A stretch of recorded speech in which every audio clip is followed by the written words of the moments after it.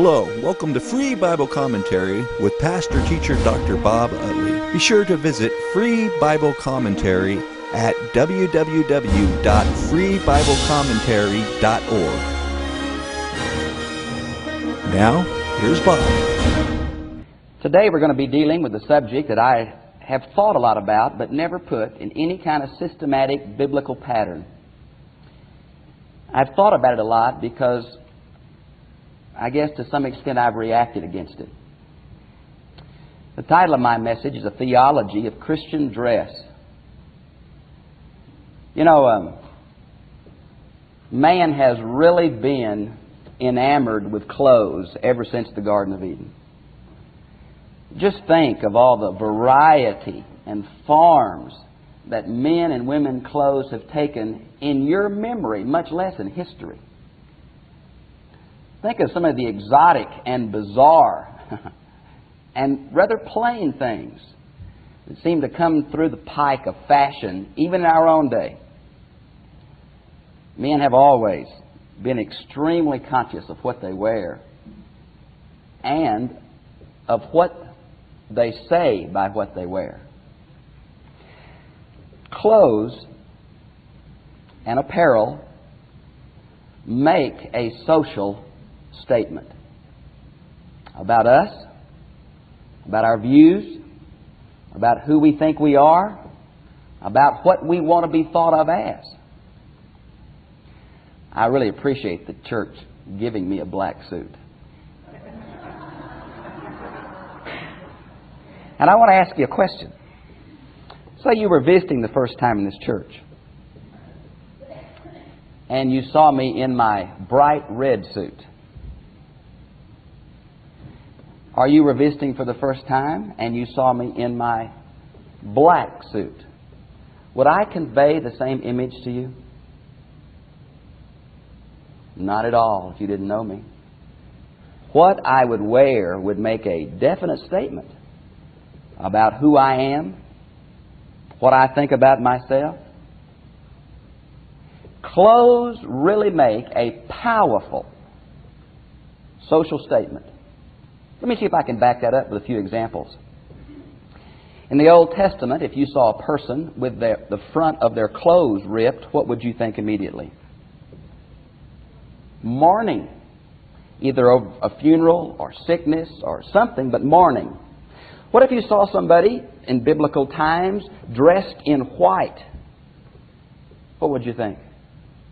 Wedding. Wedding. The happy garments of the wedding feast. Many times the colors that we wear speak very loudly. Now, of course, the last few years our culture has moved into very bright colors, and they don't say as much as they used to. But there was a time where color spoke as loudly as style. Maybe that's changed some, but that used to be the case. My early upbringing was enamored with certain kind of clothes. As a teenager, a black leather jacket was a very important symbol to me. Groups identify themselves by what they wear, be it a motorcycle gang or be it the clergy. Why do certain religious groups wear certain kinds of clothes that everybody can spot them in 300 yards? I kid Jim Blagg a lot about that all the city officials wear black striped suits every day. It's almost their uniform, isn't it? The Army, you know immediately what branch of the Army is a person is in by the clothes they wear.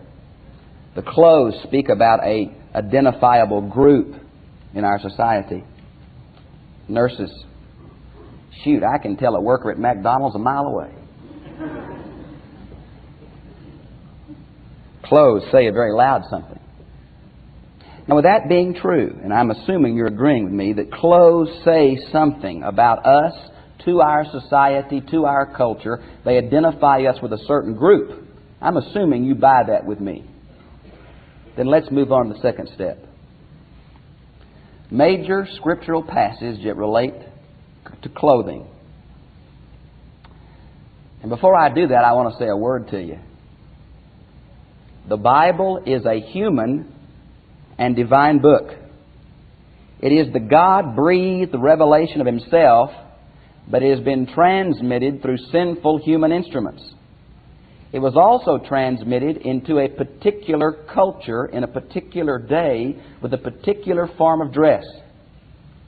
We want to communicate the universal truths for every generation that is contained in the Bible.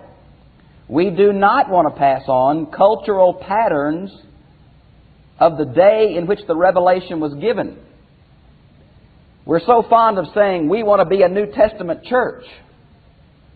Does that mean that we have to wear the clothes of the first century Judaism to be a first century church? Would we have to have slaves and sandals to truly be biblical?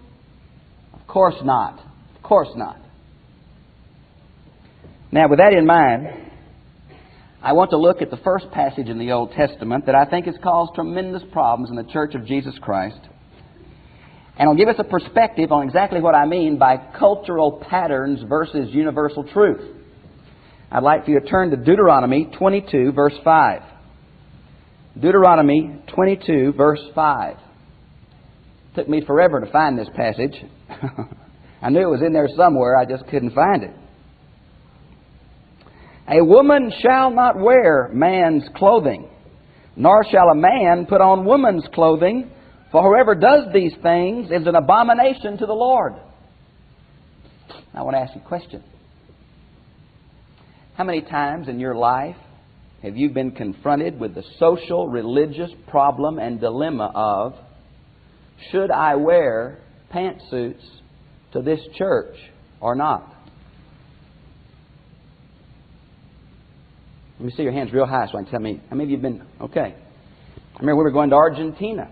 We had to write the people in Dallas, now, what is appropriate for women to wear in Argentina? They said dresses only.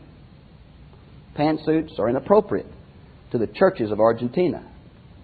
Now, I know many times when Peggy and I, when I used to preach around some, when I was in college, she would always feel uncomfortable wearing what we would wear at our home church because she never knew the philosophy of the particular church we were going to. Now, that says two things. Number one, churches set a social standard for dress. And number two, sometimes we radically misinterpret the Bible. Why would I say that?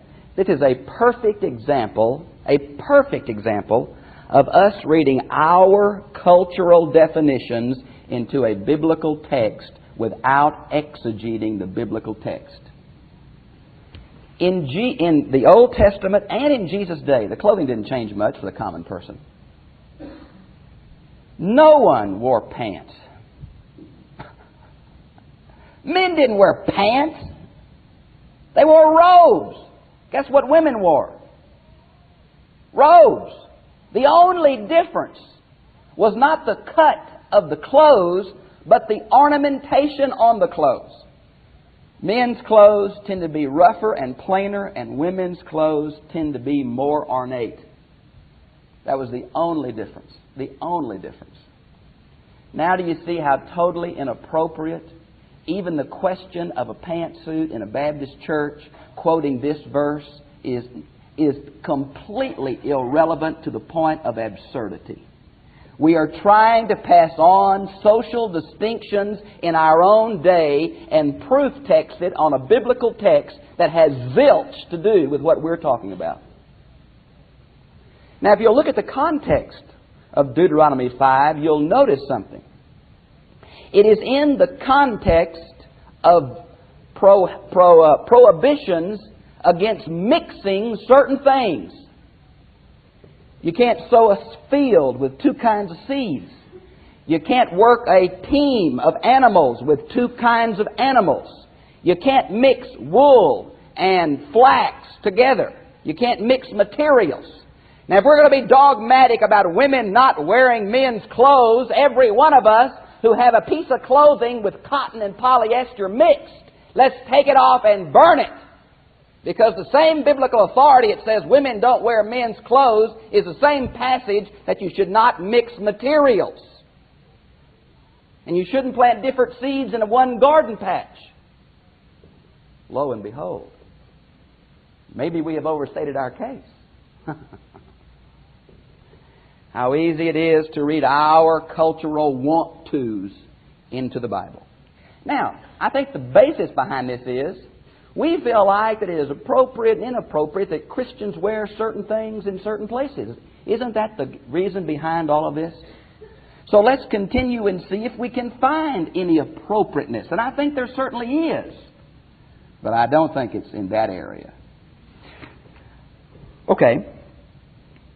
I think, by the way, before I leave that, women wearing men's clothing or vice versa in the Old Testament was associated with religious practices of the Canaanite and surrounding people's idolatry.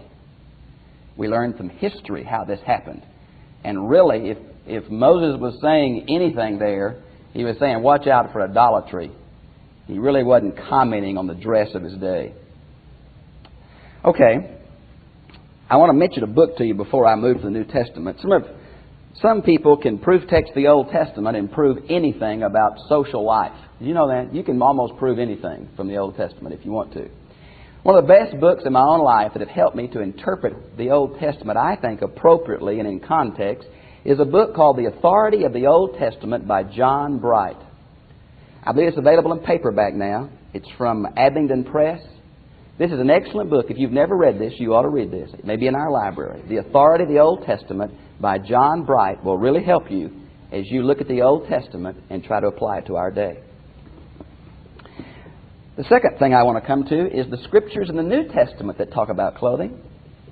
And the first one that comes to my mind, I want to know if Jesus said anything about clothing.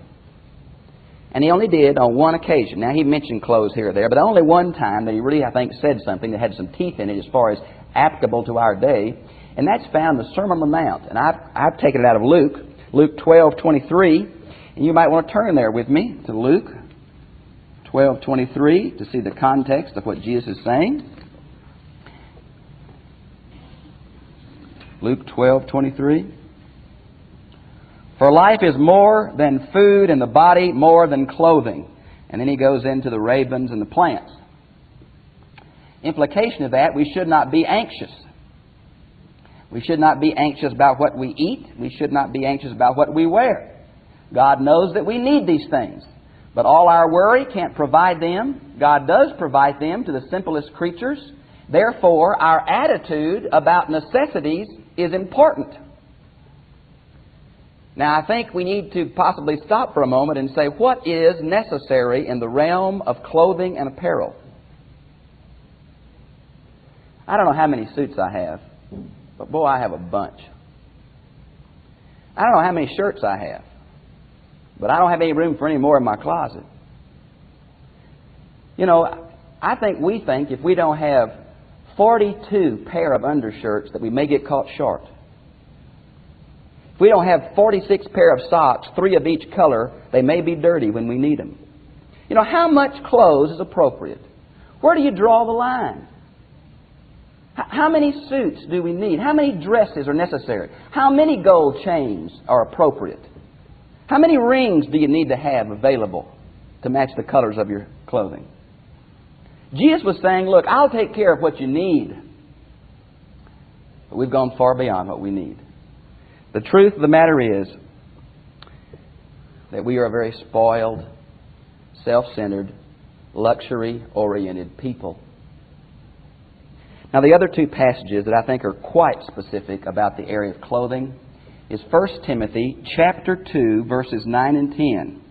1 Timothy chapter 2, verses 9 and 10, and 1 Peter chapter 3, verses 3 and 4. 1 Timothy 2:9 says, likewise, I want women to adorn themselves with proper clothing, modestly, discreetly, not with braided hair and gold or pearls or costly garments, but rather by means of good works as befit women making a claim to godliness. And then 1 Peter chapter 3, verses 3 and 4 specifically.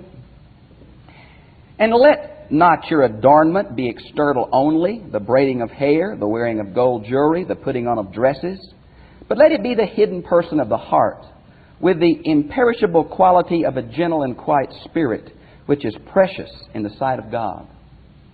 And you say, well, why is it picking on women? Roman culture would not allow a lady to have a normal part in the flow of social life. She was pretty well ostracized to her own home and excluded from any kind of social interaction. The men did not dress as ornately, usually, as the women. So the Bible usually speaks to the women, but it's also applicable to the men, especially of our day. In the Roman world, women used to spend hours and hours and hours on hairdos. The big fad for Roman women was to buy a blonde wig from the Germanic tribes or a purple wig. I don't know where they got the purple one from.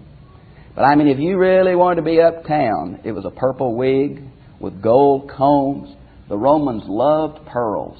Pearls. There's a lady's hairdo in the old, mentioned in the Roman annals and histories of one of the Caesar's wives who appeared in public one time with a hairdo that had $1.5 million estimated of jewelry in it.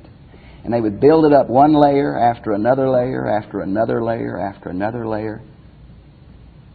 Now, it is in that context that Paul and Peter speak to a Christian theology of dress. I want you to remember that the word sensible, or the word that's mentioned in 1 Timothy, is a word that means self-controlled or not given to excess. And with that in mind, I want to move to my theological conclusion, if I could. And I want you to be prepared for God to speak to you. Number one, clothes and apparel are one of many aspects of our lives that reflect who we are and what we think about ourselves. I could change the word "we" to our church, couldn't I? Clothes and apparel are one of the aspects of our daily life that let us express ourselves and who we think we are to others. Clothes speak very loudly who we think we are. Clothes are a social statement. In the Christian church and in Christian commitment, we need a balance between the twin poles of freedom versus responsibility. I want you to know in Jesus Christ, I can wear what I want to wear. Thank you. I know you don't like that, but it is true. In Jesus, I can wear what I want to wear. But in Jesus, of course, I don't. Because Christianity is a balance of freedom of all things, limited for the sake of others. Must be a balance in Christian clothing between what I can do and what I will do. Secondly, the clothes that we choose, listen to me, speak very loudly about the priorities of our life. What do I mean by that? Well, let me make one more statement, then I want to come back. We are a pampered, selfish, spoiled, extravagant, pleasure and comfort-oriented people. We have a tendency to say to ourselves, I made the money, I can spend it on what I well please, thank you. That is not true. Our tendency is to buy the most expensive, and so many we can't ever wear them clothes. What does it say about a man who wears the most expensive suit available and a $1.5 diamond stick pin and a $500 watch and the most expensive shoes that are available? And he has 4 sets of them, almost one for each day of the week. What are we trying to say to the world about who we are? What does it say about a woman who spends hours and hours and hours and hours of her week looking for clothes?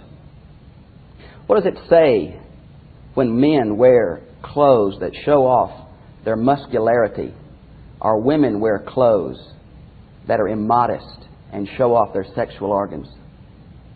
What does it say about our young people who try to buy blue jeans 4 sizes too little and then take 3 hours to get in them?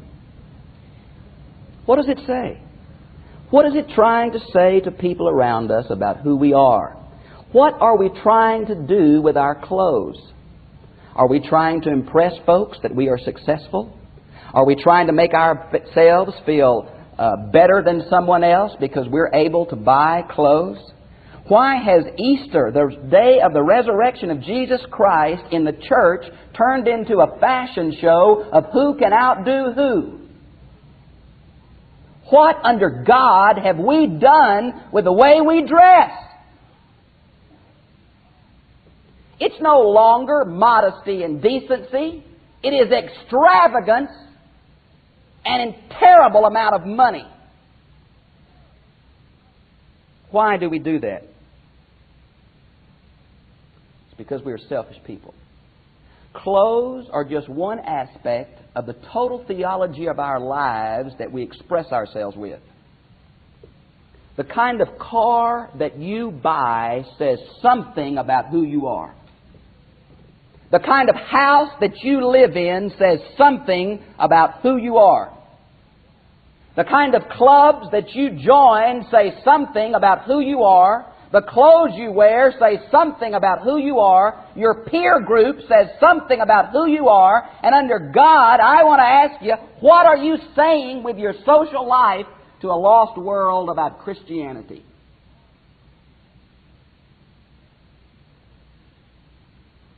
Be careful of two extremes. Have you ever been to a place that you really felt like you overdressed?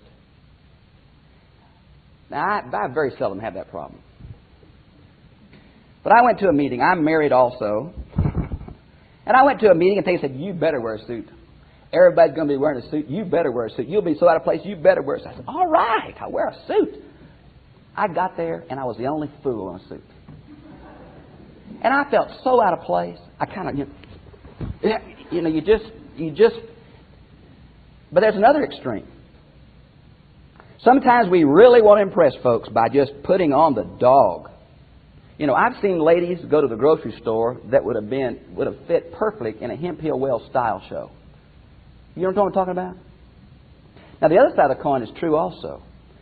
Some people tend to underdress. That sounds bad, but you know what I'm talking about. You know, when I was running around with some motorcycle guys, their great pride was how long it's been since they washed their colors.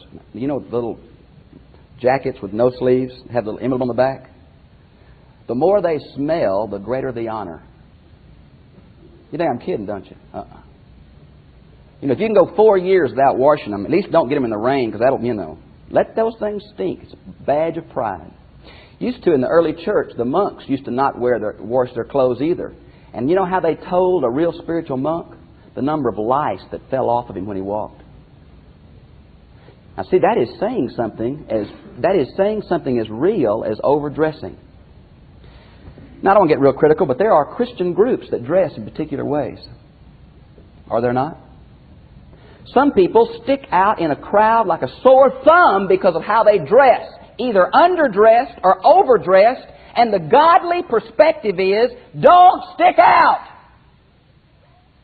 We need to be appropriate and becoming and clean and neat in the culture of our day. If we dress so as to draw attention to ourselves, it is a sure mark of a spiritual problem. Pride or arrogance, or the other side may be true, poor self-image, manipulation. Why are we dressing to stand out?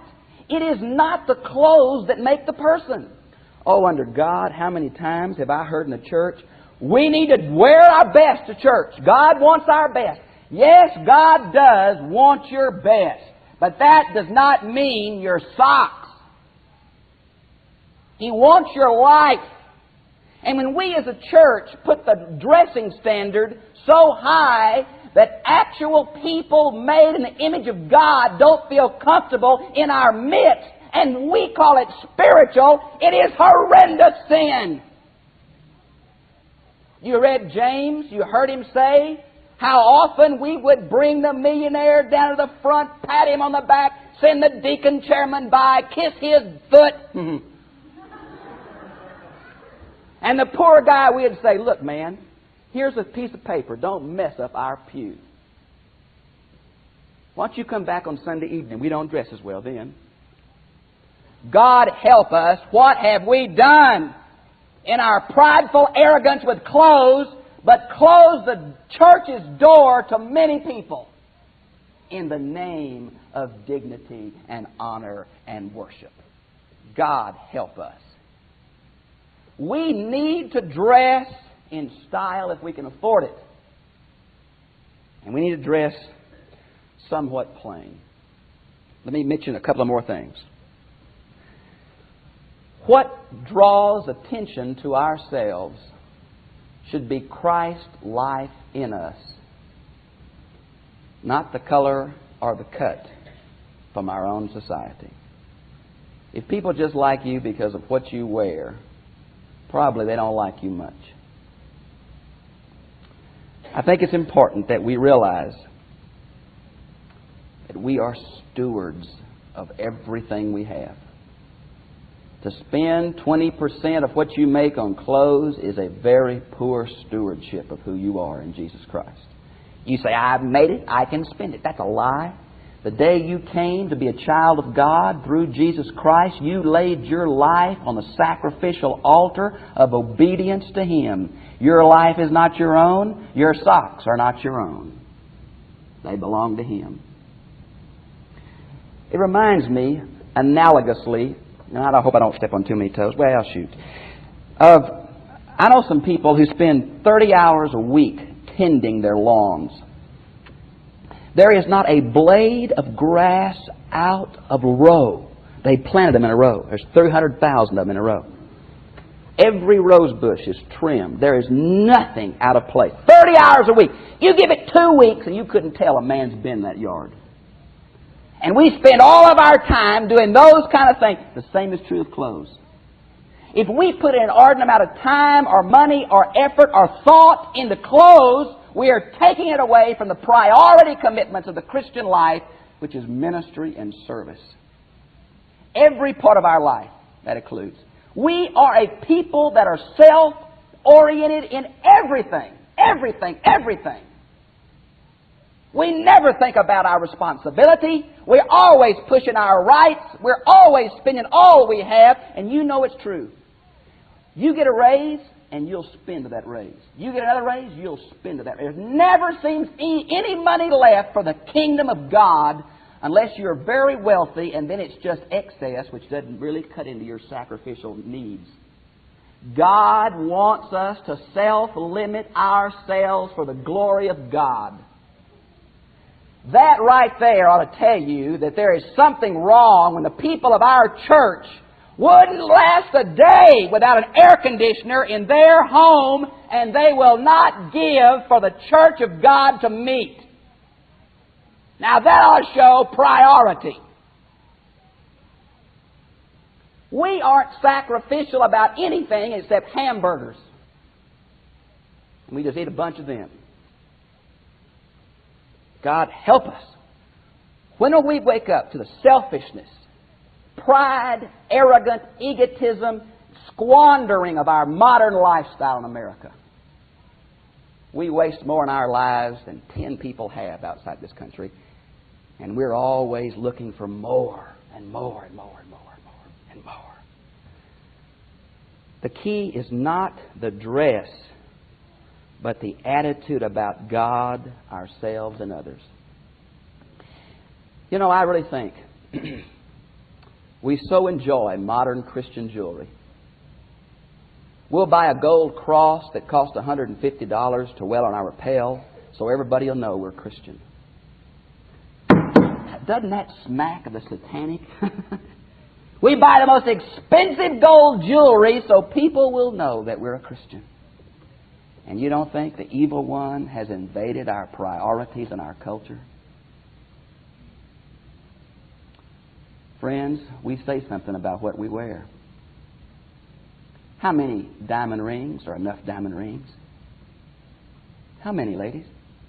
How many carats are appropriate? And what are you trying to say to folks? What are you trying to say to folks about yourself, about your church, about your God, in the way you live and dress? Attitude is the key. And I want to stop here just for a moment. And I want to share a personal experience with you. I love bright clothes.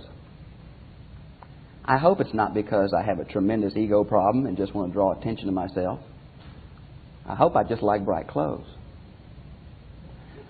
But a while back, someone said, you know, a friend of mine visited your church on a Sunday that you wore your red suit. And it really turned him off. And I put my red suit in the closet until special days where I can get away with it, like Valentine's Day and Christmas. But you see, if I turn one person off by the clothes that I wear, even though I do love them so, I will not wear those clothes again. Now you see, he didn't know the attitude of my heart. I really try to make a social statement by what I wear. You'll never catch me in this black suit except for a wedding and a funeral after today. You know why? If you want a pastor that wears a black suit, there are numerous ones in this town from all denominations, and they'll be happy to fit your lifestyle and your image of what a pastor ought to be. But God has given me a unique calling to reach the people that the guy in the black suit can't reach. And it is important for me to be who I am in Jesus Christ as it is for them to be who they are in Jesus Christ. I'm not condemning them, and I hope you're not condemning me. There are people that I reach in a sports shirt that I would never, ever be able to break down the barrier of pastor to any other way. Now you pray about who you are, and you dress appropriately. But you keep your bony finger out of my life. The same is true of others. Pray for the Spirit of God to lead you into who you really are.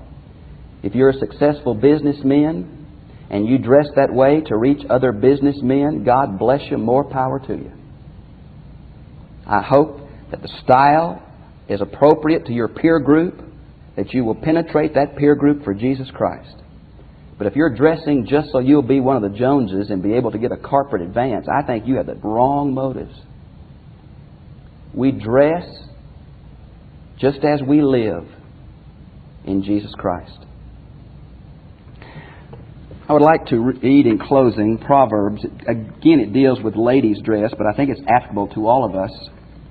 Proverbs 31:30, which says, "Charm is deceitful, and beauty is vain, but a woman who fears the Lord, she shall be praised." We will stand before God for the stewardship of our time, the stewardship of our money, the stewardship of our talents, and the stewardship of our clothes, as well as our speech, as well as our lifestyle habits, as well as our priorities. We will give an account to the Lord Jesus Christ as His church. We project as much of an image with what we wear as anything else that we say in this congregation. And I personally thank God that the kids at Tech and our young people and the poorer people who are a member of our congregation do not feel uncomfortable in coming to church in what they have on. I'd rather have a church full of people who have a right attitude about God than I had everyone having a brand new suit and a brand new dress. I'm just glad people are what's priority with God and not what they wear. And maybe you need to rethink some of your attitudes and get them more in line with a serving spirit, a non-condemning spirit, and a ministry spirit, and it may change this whole church. Let us attempt to be pleasing to him who had only one robe all of his life, and when he died, they gambled for it. Lord,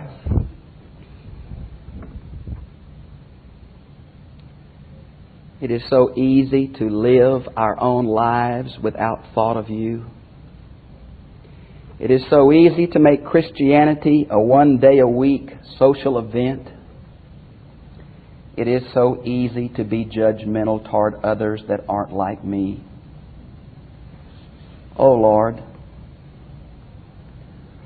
open the eyes of our heart that we might see that everything we do and say and have says something about you. Lord, forgive us for self-oriented, pleasure, luxury-oriented lifestyles. Forgive us when you give us more and we spend it on ourselves. Forgive us when we don't know what the word sacrifice means, much less ministry. Forgive us when we spend all that we have on me and mine and throw a little at your church every now and then. Oh God, we're getting bigger and bigger houses and better cars, fancier and fancier clothes, but we're not getting any closer to you. We're not getting any more like you. We're not reaching more people. We're not witnessing with our mouths or with our lives. We're just becoming more and more selfish and more self-centered, more and more arrogant and judgmental. God, break our hearts, we pray, over the arrogance of our minds and of our bodies and of our friends and of our group. Lord, help your church in this day not be as your church of old that was more concerned with the money and the business and the prestige. Help us realize that your house is a house that's open to all people. And if we put barriers up of clothes or money or manners, that we are so far out of the will of God for our lives. Oh God, it's so hard to break down the cultural barriers that have been around us so long, and the crippling inroads of the evil one as he perverts our putting others to the forefront and putting ourselves to the back. Forgive us when we push our rights and our opinions instead of laying down our rights and serving others in love. Lord, clothes is only one small aspect of who we are, but oh God, what are we in our day? What are we?